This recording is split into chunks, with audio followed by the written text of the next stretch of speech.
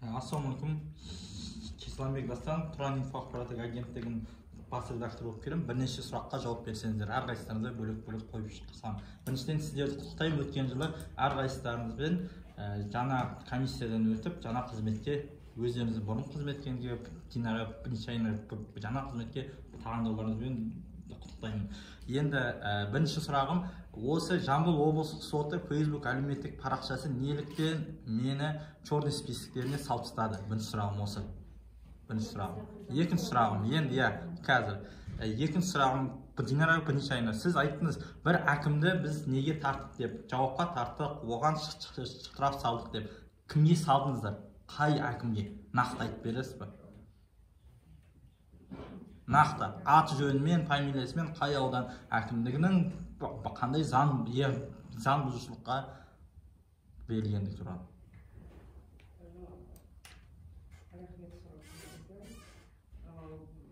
Это было наложено денежное взыскание, мера процессуального принуждения. Я сказала за то, что не своевременно был представлен отзыв. То есть по административному процессу стороны обязаны давать свои объяснения правдиво, все, что касается обстоятельств дела. Ответчик, значит, это Аким Жолдинского района, было предложено представить письменный отзыв по доводам, значит, иска. Такой отзыв в установленный срок, а был предоставлен разумный срок для исполнения, не был представлен суду. И поэтому на него было наложено денежное взыскание. Сумма какая? 10 месячных расчетных показателей. Кому именно? На Акима. Сейчас, да, который? Да, Акима Жолдинского района. Было наложено такое денежное взыскание, и оно было исполнено. Екінші сұрағым, Жомарт Қауасұлы сізге судебный практика туралы жаңа Мұхаммед Бахамадұлы айтып кетті, бірақтан біз соттан көріп отырық, соттың делаларынан осы бізге түрлі адамдар хабарласады, айтады. Судебный практикада мысалы тура менің жерім сияқты жерге әкімдікпен, сотпен 5 миллион теңге береді, менің жеріме 3 миллион теңге береді дейді. Бұл неге сіздер судебный практиканы бірдей арқаламайсыздар? Өйткені жаңа 5 миллион теңге берілген жер учаскесінде ода 0,5 гектар жер екен. Ал 3 миллион теңге жер берілген тұрғынға, жаңа шаруаға 0,67 гектар жері бар екен. Неге осындай түрлі жаңағы жағдайлар? Және бұл жердегі самый қызығы, суд эксперттер біреуі 13 миллионға береді бағасын, а біреуі береді 2 миллион бағасын. Міне екеуінің ара жігі осындай екі түрлі. Сіздер осы сотта, осы судебный практикада екі бірдей жерге неге бірдей практиканы алып қарамайды соттар деген сұрақ. Сұрағыңыз өте орынды. Өйткені қазіргі кезде мынау қаланың шетіндегі көптеген жер учаскелері мынау генеральный план бас жоспары бойынша алып қою процесстер жүріп жатыр. Енді сіз айтып отырсыз, мынау неге әртүрлі баға дейді. Енді мынау әкімшілік, Тараз қалалық әкімі осы жерді алып жатқан азаматтармен келіспеген жағдайда жердің құнын туралы оны сотқа береді. Оның құнын сот анықтайды. Бірақ бұл әкімшілік сотқа берген кезде өздері олардың бағалайды. Өздерінің жаңағы бағалаушылары бар, сол арқылы береді. Енді негізі қалалық әкімшіліктің бағалауы көбінесе енді төмен баға алып келеді. Одан кейін оған жерін алынып жатқан азамат немесе жаңағы шаруа қожалықтары бар, осы қала сыртында. Олар келіспей өзінің бағалау оценкасын береді, бағалауын береді. Енді бұндай жағдайда екі түрлі бағалау болған кезде біз міндетті түрде сот сараптамасын тағайындаймыз. Ол бірінші сатылы соттарда тағайындайды. Енді сот сараптамасын жүргізген кезде біз оны жаңа дұрыс қорытынды беретін болса, ол қылмыстық жауапкершілікке тартылатыны туралы ескертеміз өзіміздің ұйғарымызда. Біз неліктен тағайындаймыз? Өйткені соттар оны бағалайтын мамандар емес. Сондықтан да олар осы мамандардың көмегіне жүгінеді сот экспертизасында, сот сараптамасында. Сол сараптамасы ол барлық жаңағы сол жақта сол төңіректегі сол бағалардың бәрін өз методикалары бар. Соған есептеп келіп, сондай қорытындыға келеді. Енді өткенде бізде осы апелляцияда тағы істер қаралды. Біз негізі сот сараптамасымен келіспедік. Өйткені бізге күмәніміз келтірді сот сараптамасымен. Сондықтан да біз қайтадан сараптама тағайындауды шештік. Міне, сот сараптамасы екі түрлі баға беріп отыр. Біреуі 13 миллион, біреуі 3 миллион. Екеуінің ара жігі жер мен көк дейді. Сондай кезде біз енді айтып отырып қоймыз, соттар ол маман емес оны есептейді. Жоқ, практика бар ғой, практика алдында тура сол жер тұр да, оған 5 миллион, 6 миллион беріліп отыр да, мынаған енді 5 миллион деп орта шешім қабылдады. Неге сіздер судебный практикада анау жерлері бір жерде орналасқан, неге сол практикамен айналысып сіздер жаңағы шешім қабылдап бермейсіздер? Сұрағыңыз өте орынды. Ол бізде практикада шын мәнінде дау туғызып отыр.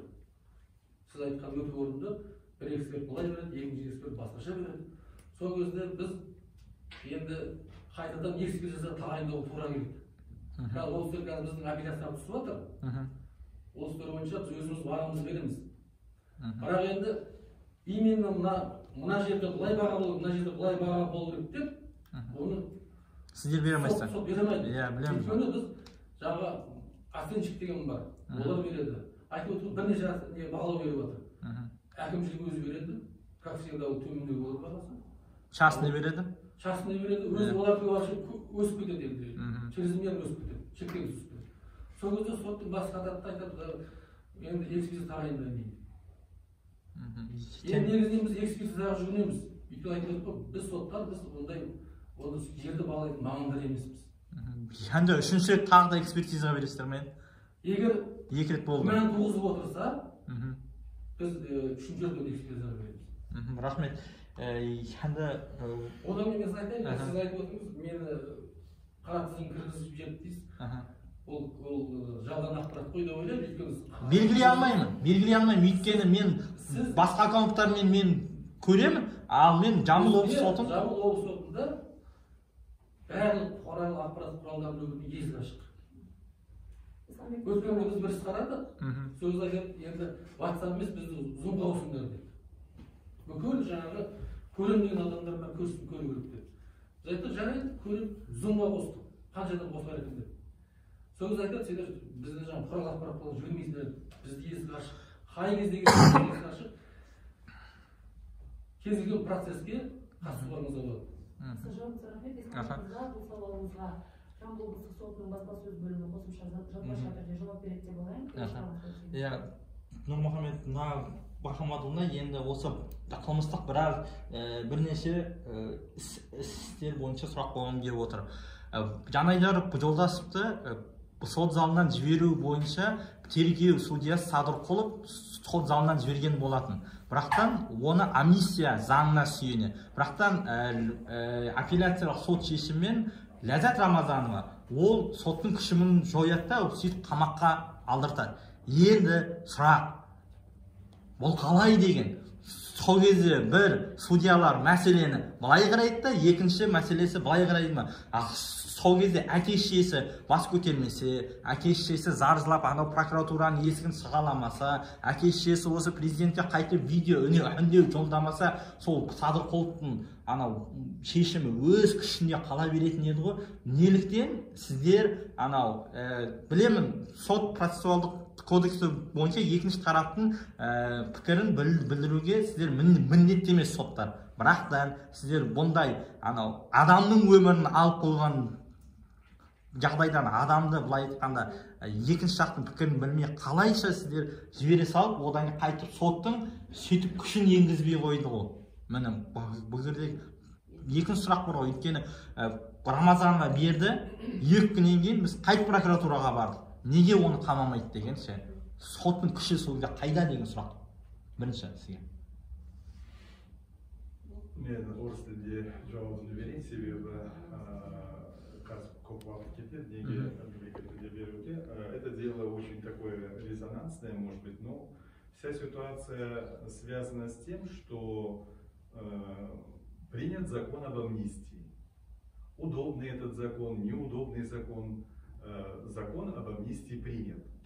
И преступление по 345 части 3, по которой этот человек был привлечен к уголовной ответственности, он подпадает под применение данного закона.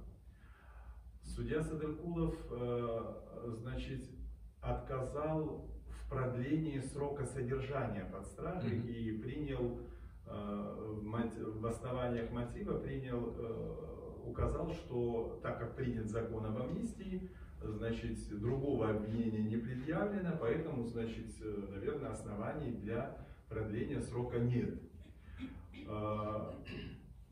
Действительно, только 345 часть 3, то есть действия, связанные с нарушением правил дорожного движения, повлекшие смерть человека, предъявлено в обвинении, другого обвинения нет, орган уголовного преследования пока что другое обвинение не предъявлял, но мы, отменяя это решение следственного судьи Садыркулова, указали, что в данном случае это компетенция органов уголовного преследования. То есть в данном случае следствие само должно было принять решение о прекращении или не прекращении дела. Поэтому вот я сейчас не владею информацией, в какой стадии это уголовное дело. Почему? Потому что есть такая проблема. Кто-то согласен с этим, кто-то не согласен, но государство приняло решение, значит, закон такой есть, так как преступления, связанные с нарушением правил дорожного движения, повлекшие смерть человека, подпадают под амнистию, это преступление небольшой тяжести, оно подлежит прекращению. Хотим мы этого, не хотим, есть этот закон. Поэтому вот эта вся, будем говорить, ситуация, которая вокруг этого дела, значит, создалась, она связана именно с этим законом об амнистии. Вот я же говорю, я сейчас не владею информацией, чем завершилось, в общем-то, расследование данного уголовного дела, но вот такая вот позиция. Второй вопрос. Екінші қалалық сотта Ғаниұлы Абай деген жігіттің қылмыстық ісі қаралды. Судья Аманбаев Ғазиз.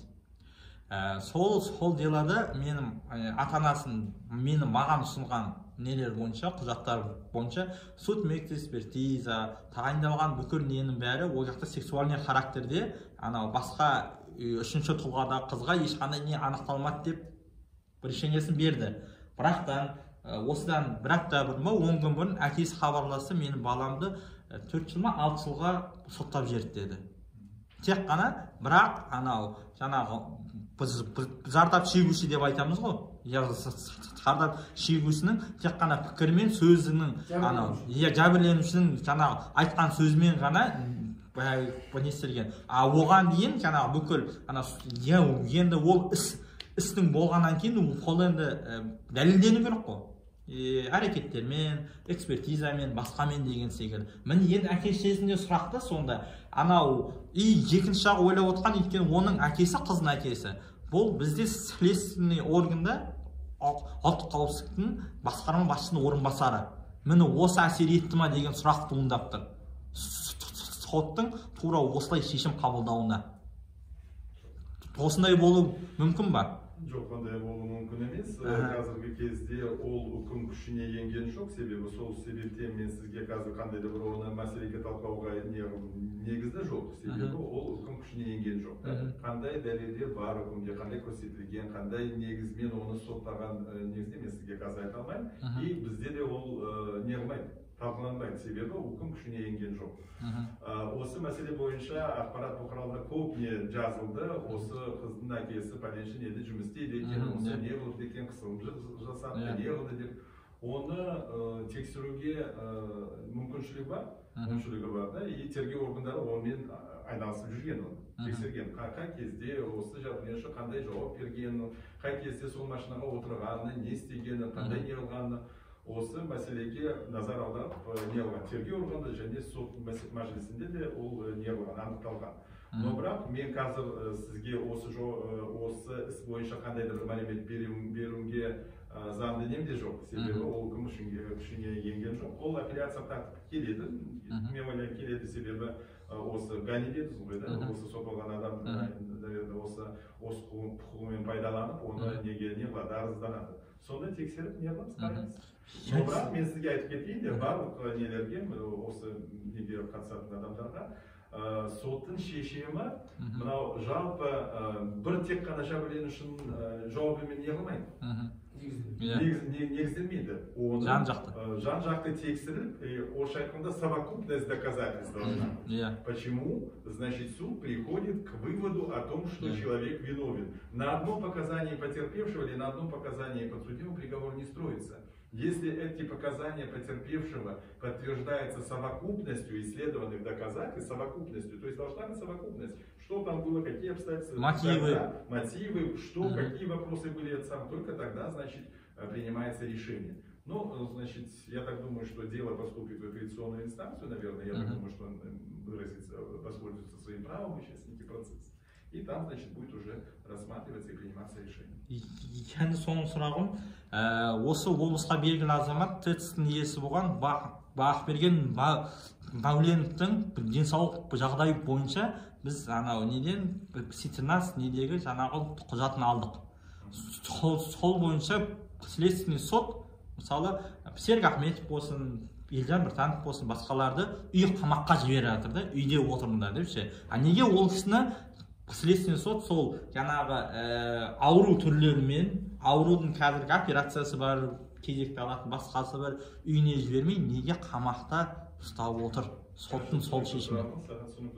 Осы іс бойынша қанша бір адам әлі іздеу шаралары не алған, ұйымдастырған, находится, некоторая часть людей находится в розыске. Значит, в отношении Мауленова и рядом с ним находящихся людей предъявлено, в общем-то, тяжкое обвинение в хищении большого, значит, огромного, значит, суммы денег. Это причем деньги, которые, наверное... 2,3 миллиарда. Да, там очень, я не озвучиваю эти суммы, потому что она меняется, и каждый раз мы сейчас не можем однозначно сказать. Тергеу кезінде не отыр ол несі, суммасы, басқа нелері. Тергеу абақтың несінде, изолятордың несінде медициналық көмек беруге де мүмкіншілік бар. Сол себептен қазір сол тергеу несін с целью сохранения следственной тайны, следствию сохранения, в общем-то, для выяснения всех обстоятельств, Следственный суд принял это решение. Сейчас обсуждать, почему такое решение, мы и не вправе. Почему? Потому что это принятое решение Следственным судом. И, значит, для объективного, полного, всестороннего расследования этого уголовного дела. Все, Рахмет.